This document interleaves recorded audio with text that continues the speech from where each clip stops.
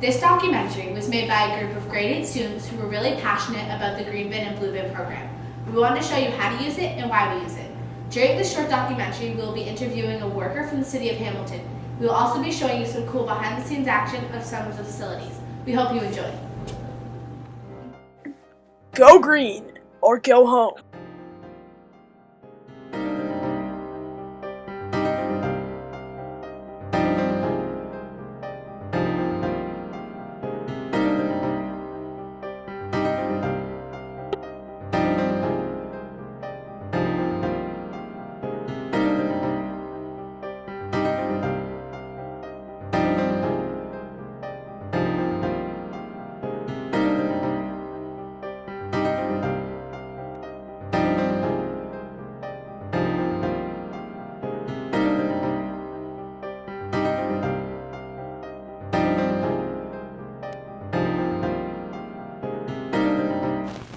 What are some of the really big problems with the Green Bin?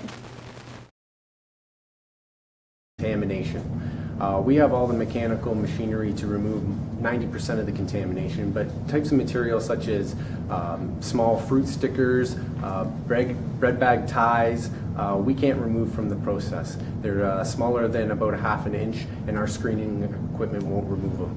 So what we ask residents to do is try to get their hands dirty, remove vegetables from the produce bags and take off that rubber band, take the bread out of the bread bag, take the hot dogs out of the vacuum sealed bag. That's the biggest way that residents can help us keep the material clean. Because if contamination does end up in the final product, it will reduce the marketability of the compost. What are the steps to turning the compost into dirt, and are any chemicals used in this process? Is after the material is picked up at your curbside at your home, it's delivered here to the central composting facility. We'll mix the fresh material with composted overs. This is material that has already been through the process once, and it provides a bacterial inoculant as well as a carbon amendment to create a nice mix for the compost. We'll mix that material up and put it in a large aerated concrete tunnel.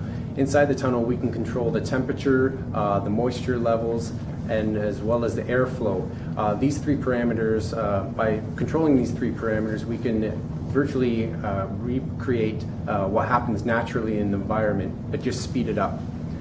So after about 21 days in our concrete tunnels, we will take it out, screen the material. Any of the material that is too large to go through the screening plant will end up going back through. Any of the material that's small enough to end up as finished compost will be transported into a separate building where we'll test it for all Ministry of Environment parameters, and then we'll send it out to the agricultural market for farmers to put on their field. Over $15 million a year from taxpayers goes towards the Green Bin and Blue Bin. Is it really worth it? Halton has always been very enthusiastic about supporting the 3 R's, reduce, reuse, and recycle. Most single families in Halton can divert waste up to 60% from landfills, and Halton is doing everything they can to get it up to 65%. Remember to try to make a habit to clean out your blue box every week so animals do not get in it and so it does not smell as bad as it should. Remember, only use blue boxes if you put your recyclables in plastic bags, cardboard boxes, grocery bins, laundry baskets, milk crates, or garbage cans. During the weeks we had for this documentary, we got to go visit the Hamilton Green Bin facility and also the material recycling facility, which is in Hamilton too. Here's a helpful tip. If you want to know if something goes in the green bin, see if it rips. Also see if there is a metal lining or any metal products in it. If so, it is not for the green bin. Another tip. Instead of filling your green bin with compost and getting it all smelly, you could try lining it with newspaper or the friendly green bin bags. Here's another helpful tip. Put your blue bin and green bin out the night before so you do not have to run after the trucks in the morning. Is the Green Cart and Blue Bin program actually helpful for the environment?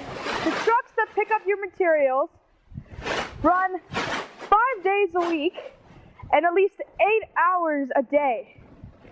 They run on the latest diesel technology, but using all that fuel isn't even helpful. Each week, hundreds of thousands of residents have their materials picked up from either curbside or apartments. But is all the gas just counterbalancing the amount of materials not going in the landfill? The trucks are on the road for 40 hours a week, so is it really good for the environment?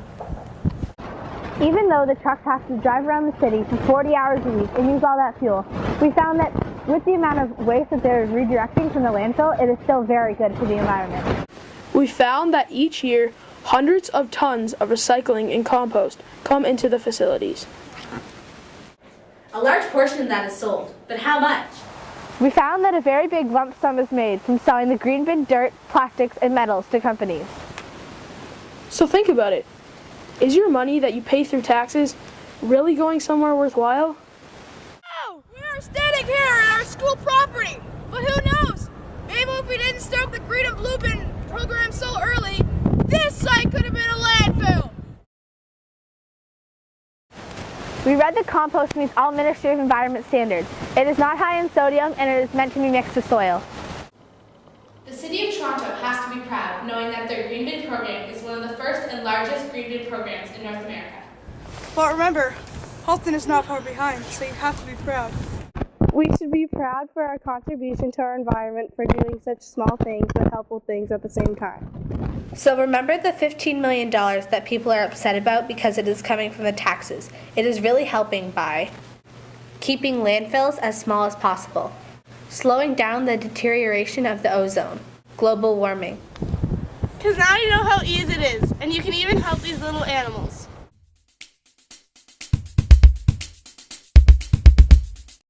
Because the weather is not just changing here, it is changing immensely in the Arctic too. Because we live in Canada, and some days we even have to stay inside because of the heat and humidity. We took the pledge to put in extra effort to make sure everything goes in the right bin.